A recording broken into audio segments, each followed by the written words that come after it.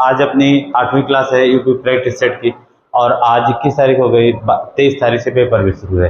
तो अब आपके पास रिवीजन ज़्यादा से ज़्यादा करने का ही समय बचा है। ठीक है, चलिएगा शुरू करते हैं क्लास को। आज का पहला क्वेश्चन बोर्ड पर आपके सामने लिखा है, किसी धनराशि पर 10 वर्ष बाद साधारण ब्याज 600 रुपये प्राप्त होता है। यदि 5 वर्ष बाद मूलधन को 3 गुना कर दिया जाए तो 10 वर्ष बाद कुल कितना ब्याज प्राप्त होगा। आइए इस प्रश्न को लगाते हैं। देखिए, इसमें आपको प्रश्न में केवल 2 ही चीज दी गई है,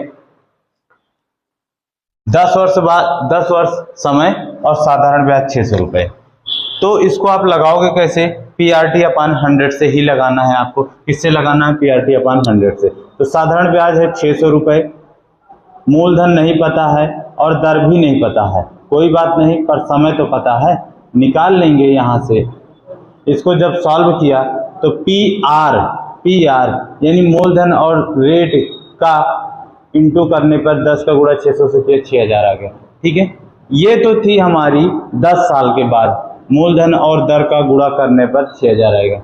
लेकिन अब कहा है कि 5 साल के बाद मूलधन को 3 गुना कर दिया जाए, यानी अब उसको हम 5-5 साल में बांटे हैं। तो पहले 5 साल के लिए मूलधन हमारा P ही रहा और रेट हमारी 10% थी और बटे 100 था। लेकिन अब अगले 5 साल के लिए मूलधन को 3 गुना, यानी समय तो 5 ही रहेगा और मूलधन जो हमारा P था अब वो 3P हो गया, रेट बटे 100। ठीक है, अब इसको जरा सरल कर दीजिए, हल कर दो भैया, आपका आ जाएगा। देखो 5 PR इसका गुणा किया बटे 100 अपान 15, हर बराबर है, जोड़ दिया तो हमारा 10 साल के बाद साधारण ब्याज कितना आ गया? 20 PR आ गया, 20 PR बटे 100 आ गया, 20 PR बटे 100 आ गया। अच्छा, PR यानी मूलधन और रेट की वैल्यू 6000 थी ना, यहाँ पे अब रख दो 20 गुणे 6000 बटे 100, 2 जीरो से 2 जीरो काट दो, 6 दूनी 12। तो अब नया साधारण ब्याज कुल मिला के कितना मिलेगा? 10 साल के बाद कितना मिल जाएगा? 1200, जब राशि को 5 साल के बाद हम 3 गुना कर दिए थे। तो ठीक है, समझ गए। चलिएगा अगले प्रश्न की तरफ चलते हैं। अगला प्रश्न लिखा है, देखिएगा, एक निश्चित धनराशि X% वार्षिक साधारण ब्याज की दर पर 7 वर्ष में 22,494 रुपये हो जाती है। यदि वार्षिक साधारण ब्याज की दर X + 4% होती तो वह 7 वर्ष बाद देय धनराशि 25,917 रुपये हो जाती। निवेश की गई धनराशि बताइएगा। निवेश की गई धनराशि यानी आपसे मूलधन पूछा। देखो, आपको इन प्रश्नों में बताए थे कि कहता है, जैसे रेट यहाँ पे नहीं दी गई, कहता है 2% रेट है वार्षिक दर से, अब उसकी रेट को हम 3% और बढ़ा दिए तो जो दर 2% ब्याज था वो 5% लगने लगा। तो यहाँ पे वही चीज है, पहले X% थी, अब रेट कितनी हो गई? X + 4% हो गई। तो रेट बढ़ी है कि नहीं बढ़ी? कितना परसेंट बढ़ी है? 4%। हर साल 4% बढ़ी है रेट, और कितने सालों के लिए? 7 सालों के लिए। और साधारण ब्याज हमारा हर साल समान होता है, अगर पहले साल 4% बढ़ा के दिए तो 7 साल तक देंगे, तो कुल कितना बढ़ा के देंगे? 28% दे दिए। कितना दे दिए? 28% बढ़ाए। जब 28% बढ़ाए तो जो राशि पहले हम 22,494 देते थे, अब वो 25,917 रुपये हो गई। हो गई कि नहीं हो गई? अब इसका आप अंतर ले लो भैया, 25,917 माइनस 22,494। आप इसका अंतर ले लीजिएगा, इसका अंतर लेंगे तो आएगा कितना आएगा? घटा दीजिए जरा, 34-23 आएगा। कितना आएगा? 34-23 आएगा। इसका जब आप अंतर लोगे, आप घटा लेना 34-23। देखो 7 में से 4 गए 3 बचा, 11 में से 9 गए 2 बचा, यहाँ 9 में से 8 में से 4 गए तो 4 बचा, और 5 में से 2 गए तो 3, ये 2 से 2 कैंसिल हो गए। ठीक है, और इधर ये वैल्यू आ गई कितनी? 28% की वैल्यू आ गई। जरा इसको आप 7 से काट दो, 7 चौके 28, 4% बराबर, इसको काटिएगा जरा, इसको काटिएगा तो 7 चौके 28, 6 34 और 62 बना, 7 8 56, 6 7 9 63, तो 4% बराबर 489। और आपसे क्या पूछा था मेरे भाई? धनराशि। धनराशि यानी मूलधन, और मूलधन कितना होता है? 100%। तो इस 4 को 100% बनाना तो इसमें 25 से गुणा करना पड़ेगा कि नहीं? 25% से अगर इधर गुणा किए हैं तो 25% से इधर भी कर दीजिएगा। जब हम 25% से गुणा कर देंगे कि ये हमारा आ जाएगा 25 चौके 100, 100% की वैल्यू 25 9 225 हासिल 22, 25 अट्ठे 200 और 200 में 22 जोड़ो 222 हासिल फिर 22 बचा, 25 चौके 100 और 100 में 22 जोड़ो तो 122, कितना आ गया 12,225 रुपये आ गया। 12,225 ऑप्शन नंबर बी हमारा सही हो गया। देखो साधारण ब्याज में जब कभी ब्याज की दर बढ़ाता है तो वो एक दूसरे का अंतर ही होता है। तो यहाँ 4% बढ़ा दिया था, पहले X% था अब 4%, और हर साल 4% बढ़ा के देगा तो 7 सालों में 28% बढ़ा के देगा, बस वही था। और यहाँ पे ये मिश्रधन थे और मिश्रधन का अंतर, तो ब्याज का अंतर बराबर मिश्रधन के अंतर के बराबर हो गया। मूलधन 100% होता है, उसकी वैल्यू मैंने निकाली। ठीक है, चलिएगा तीसरे प्रश्न की तरफ। चलिए चौथा प्रश्न लिखा है, रजनी के पिता की आयु उस रजनी की आयु की 3 गुनी है और रजनी की आयु उसकी बहन लवण्या की आयु की 2 गुनी है। तो अब से 2 वर्ष बाद उन तीनों की आयु का योग 60 वर्ष होगा, तो रजनी की आयु ज्ञात कीजिए, वर्तमान आयु। आ जाओ भाई, देखो अब इसको आपको बताए हैं कि हम केवल जैसे कहे अनुपात बनाते चलते हैं। रजनी की आयु, रजनी के पिता की आयु रजनी की आयु की 3 गुनी है, तो रजनी हो गई और पिताजी हो गए। रजनी की जो भी आयु होगी उसका 3 गुना पिता है, तो 1:3 हो गया। आगे फिर कहा रजनी की आयु उसकी बहन लवण्या की आयु की 2 गुनी है, तो रजनी फिर है और उसकी बहन है लवण्या। रजनी की आयु कितनी है 2 गुनी है और बहन की आयु कितनी है 1 है। तो दोनों में कॉमन कौन है, दोनों में रजनी पिता लवण्या में तीनों में रजनी दोनों के साथ है, तो रजनी को बराबर होना चाहिए था। यहाँ रजनी 2 है, यहाँ पे रजनी 1 है, तो इसी में 2 से क्या कर दीजिए मल्टीप्लाई कर दीजिए, अनुपात तीनों का आ जाएगा। रजनी का आ गया, पिता का आ गया और लवण्या का आ गया, अनुपात बन जाएगा। देखो 2 से गुणा करो, 2 1 कम 2, 2 तिहाई 6 और लवण्या का यही 1 उतार लो। ठीक है, ये प्रेजेंट की इनकी आयु का अनुपात आ गया, प्रेजेंट की आयु का अनुपात आ गया। तीनों कहा था कि 2 साल के बाद तीनों की आयु का योग 60 हो जाएगा। अच्छा 2 साल, तो रजनी भी 2 साल बढ़ेंगे, पिता भी 2 साल बढ़ेंगे और लवण्या भी 2 साल बढ़ेगी। अनुपात है तो x लगा के चलो भैया, तो 6 2 8 8 1 9x और प्लस 6 क्यों किए हैं, क्योंकि 2 साल ये बढ़ी 2 साल ये बढ़ी 2 साल ये बढ़ी, तो जब इनका योग कितना है 60 है, तो इस 6 को उधर ले जाओगे तो 54, तो 9x बराबर 54 54 हो गया, तो 9 छगे 54 आ गया। x बराबर 6, तो वर्तमान में सबका पूछा तो सबसे गुणा कर दो, तो 6 कम 6 यानी लवण्या कितने साल की 6 साल की, पिताजी 6 छंग 36 साल के और रजनी कितने साल की 6 दूनी 12 साल की। तो ऑप्शन नंबर कौन सा सही हो जाएगा, बी सही हो जाएगा। समझ गए, हम कुछ भी नहीं किए हैं, सबका अलग अलग जैसा दिया गया था उनका अनुपात निकाल लिए। जो दोनों में कॉमन मिल रहा था उसको सेम होना चाहिए। रजनी दोनों के साथ थी, रजनी की वैल्यू यहाँ 2 थी यहाँ 1 थी, तो इसको 2 बनाने के लिए पूरे में 2 से गुणा कर दिया, बाकी फिर अनुपात लिख लिया, जैसा कहा था हम वैसे करते चले गए। चलिएगा अगले प्रश्न की तरफ चलते हैं।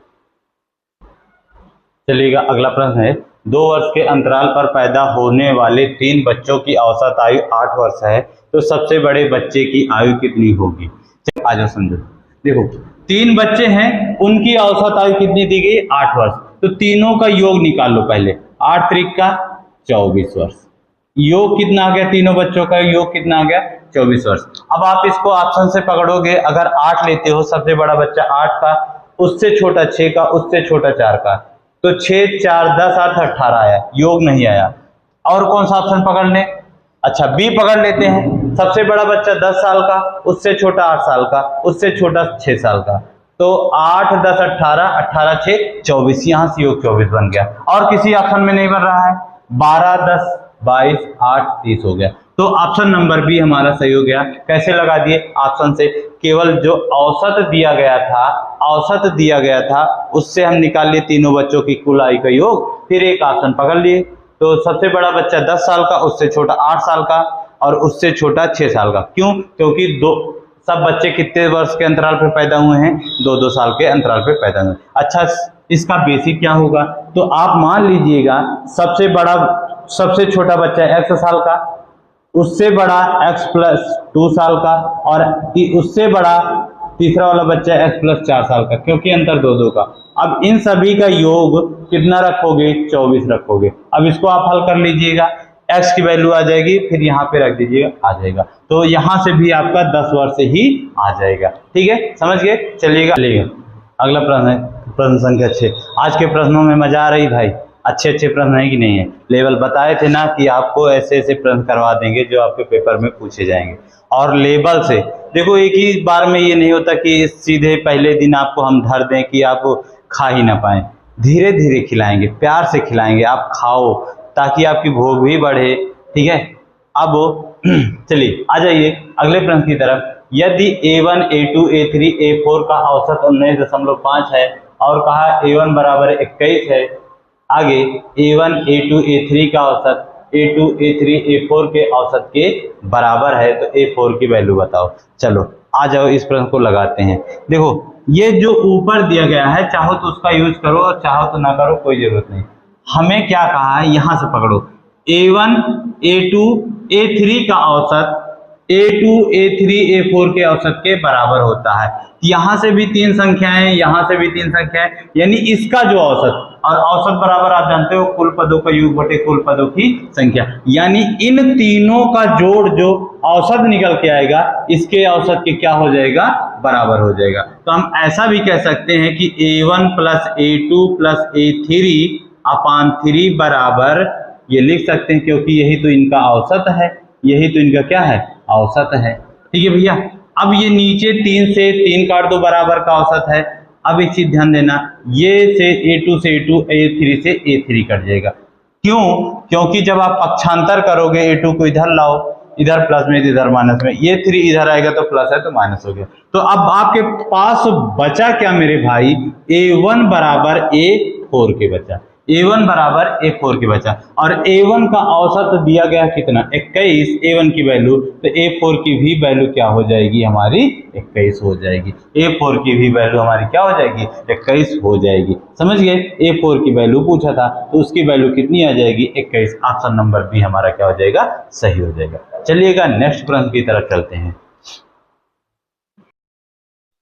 चलिएगा अगला प्रश्न है, सबरीना ने पैदल 8 किलोमीटर प्रति घंटा और साइकिल पर 13 किलोमीटर प्रति घंटा की यात्रा की। उसने 8 घंटे में 84 किलोमीटर की दूरी तय की, तो बताइए कि उसने कितने घंटे के लिए साइकिल चलाई। आपको बताए थे ऐसा प्रश्न फिर पेपर में देखने को मिलेगा। तो ये लगेगा किस पर, एलिगेशन पर। देखो, पैदल की चाल अलग पता है, साइकिल की चाल अलग पता है, लेकिन कुल मिला के दोनों को मिला के 84 किलोमीटर गई थी और 8 घंटे में गई थी, नहीं पता। यहाँ से इसकी पहले हम एवरेज स्पीड निकाल लेंगे। एवरेज स्पीड बराबर होगा टोटल डिस्टेंस 84 और टोटल समय 8 घंटे। तो चाल बराबर दूरी बटे समय होता है। अब इसको जरा काट दो, तो 4 दूनी 8, 4 दूनी 8, 21 चौके 84, यानी औसत चाल आ गई 21 बटे 2 किलोमीटर प्रति घंटा।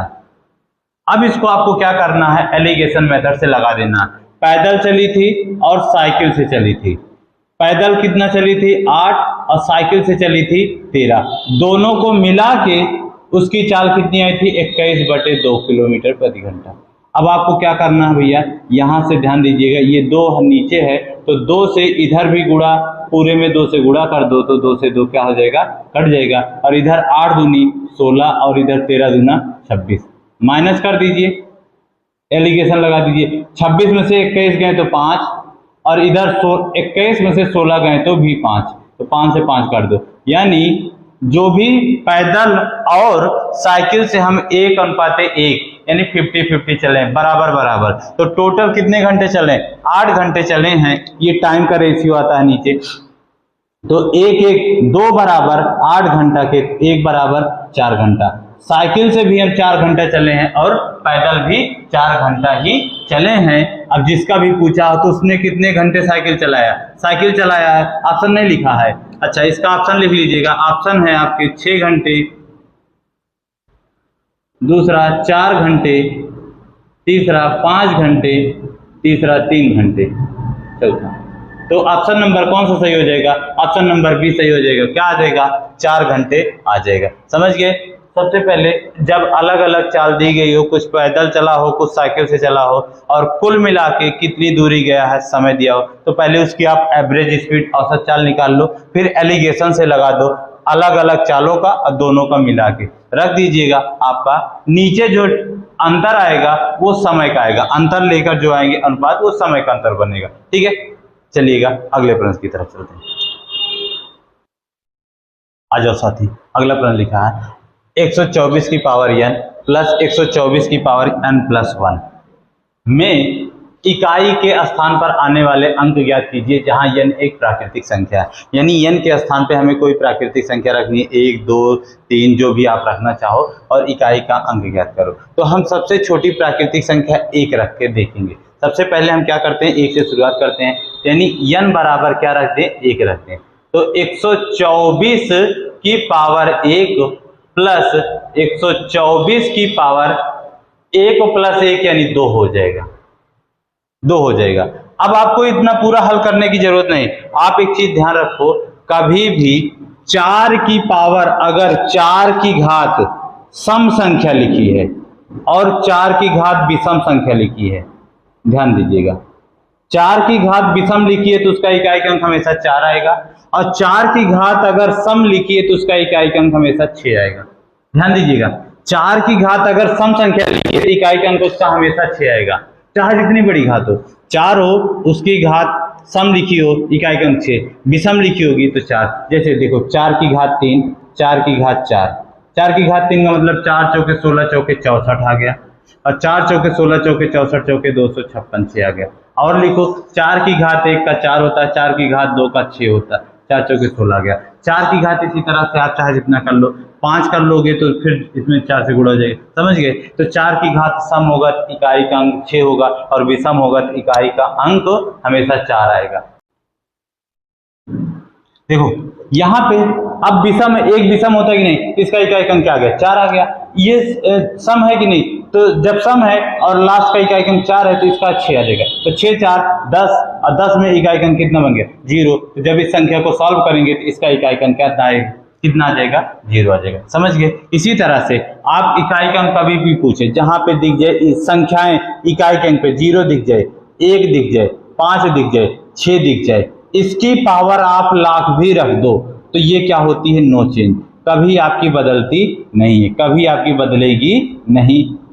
इसकी पावर चाहे जितना रखा होगा उसका इकाई का अंक वही आएगा। जैसे आप देखो 10 है, 10 की पावर अगर आप 5 रख दो तो 10 का 5 बार गुणा करोगे, 10 गुणे 10 गुणे 10 गुणे 10 गुणे 10, 3 3, इकाई का अंक 0 ही आएगा। इसी तरह से कोई भी वैल्यू होगी तो याद रखना, दी गई संख्या का अगर इकाई का अंक 0 1 5 6 दिख जाए तो उसका इकाई का अंक कभी बदलता नहीं है, वही रहता है। चलिएगा अगले प्रश्न संख्या 9 की तरफ चलते हैं। चलिएगा जरा देखिएगा, ये प्रश्न भिन्न का है, सरल सा प्रश्न है, लगाइएगा आंसर बताइएगा। आ गया, चलिए 10 सेकंड का समय ले लीजिए, लगाइएगा फिर बताते हैं आपको।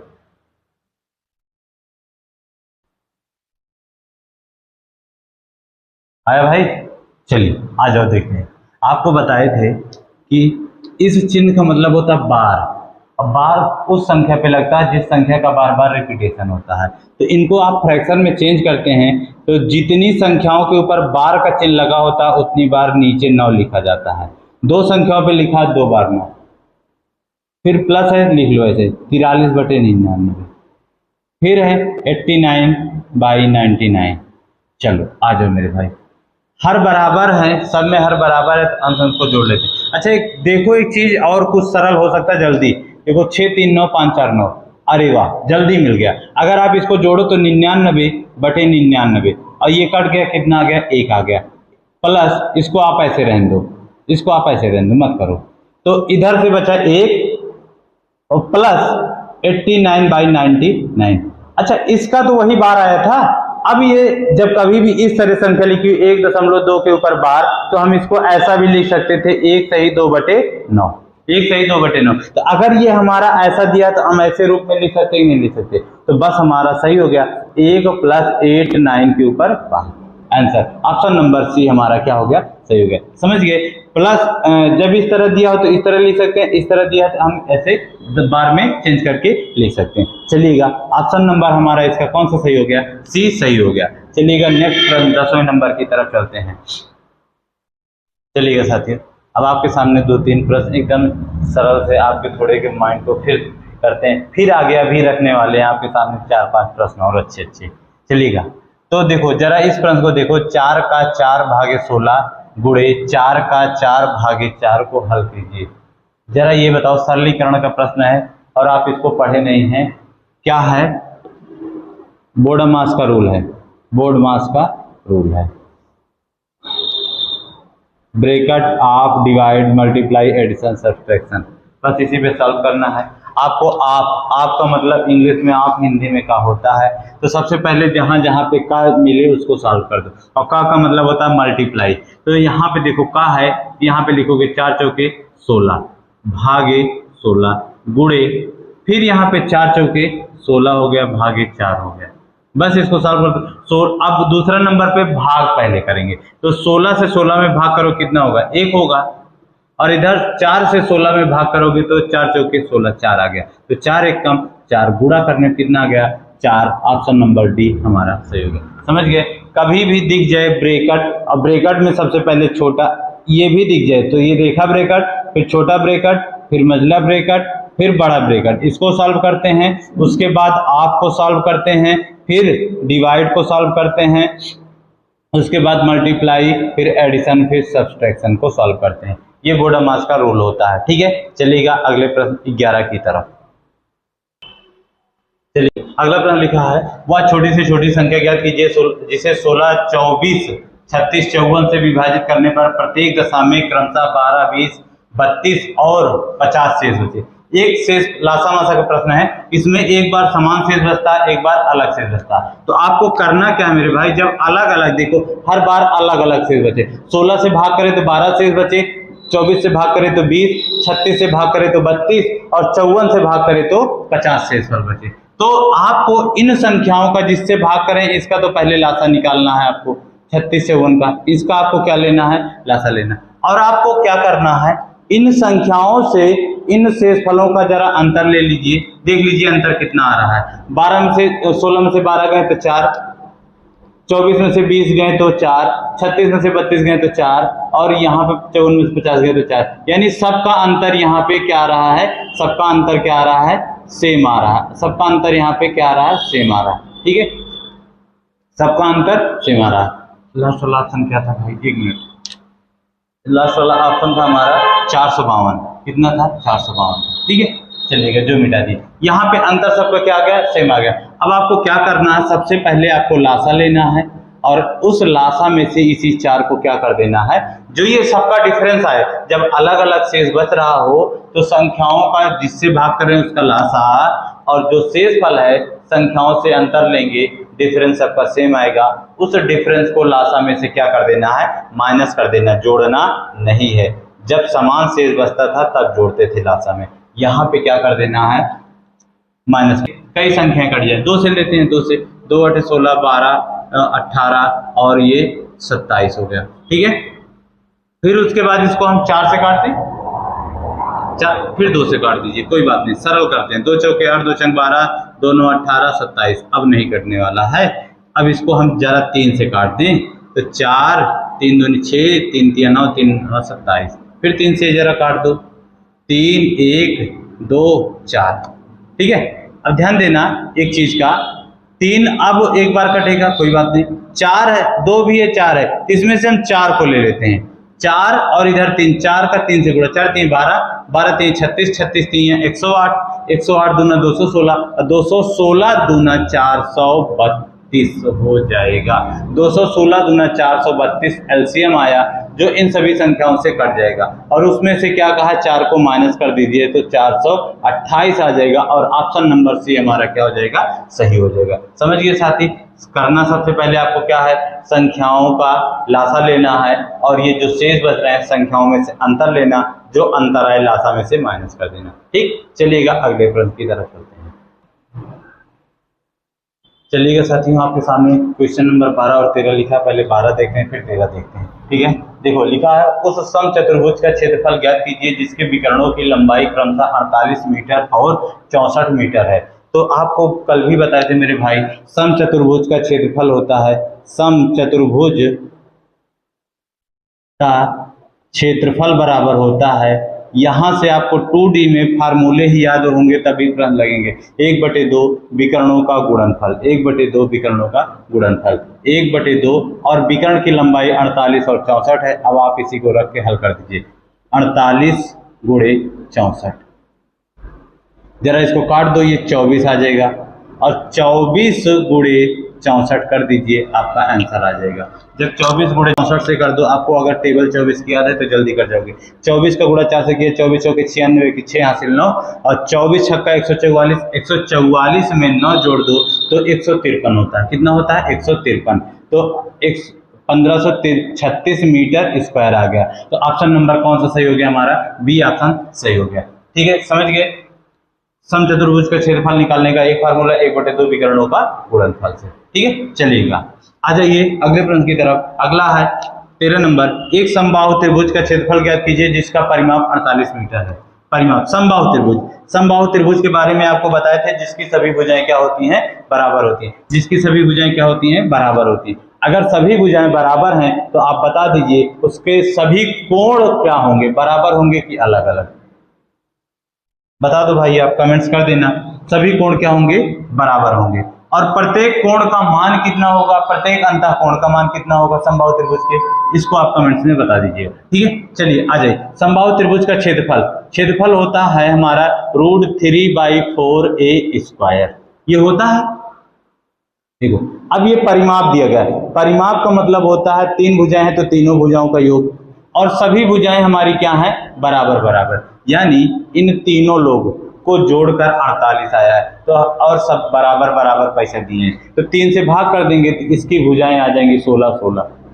और आप जानते हो समबाहु त्रिभुज का परिमाप बराबर 3a होता है। a की वैल्यू निकालोगे, 3 से भाग कर दोगे, 16 आ गया। ठीक है, अब a की वैल्यू जब 16 आ गई, अब रख दीजिए आप फटाक से √3/4 × 16 गुणे 16, 16 गुणे 16। अब काट दो, 4 चौके 16 और 16 चौके 64 और √3 क्षेत्रफल है तो मीटर में था तो मीटर स्क्वायर बन गया। और ऑप्शन नंबर ए हमारा क्या हो गया? सही हो गया। समझ गए साथी? समझ गए। चलिएगा अगले प्रश्न की तरफ चलते हैं।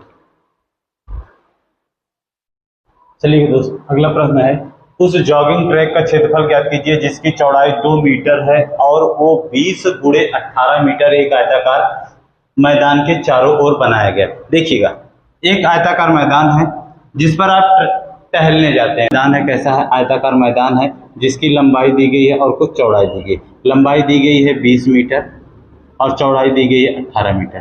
ठीक है, तो इसका क्षेत्रफल अगर निकालना होगा तो क्षेत्रफल होगा लंबाई गुणे चौड़ाई। लंबाई 20 है और चौड़ाई 18 है तो आयताकार मैदान का क्षेत्रफल हो गया 360 मीटर स्क्वायर। ध्यान दीजिएगा। अब इसके बाद आगे जो भी कहा इसमें करते हैं। अब इसमें दो तरह से रास्ते बनते हैं। रास्ते टहलने के लिए हैं बस।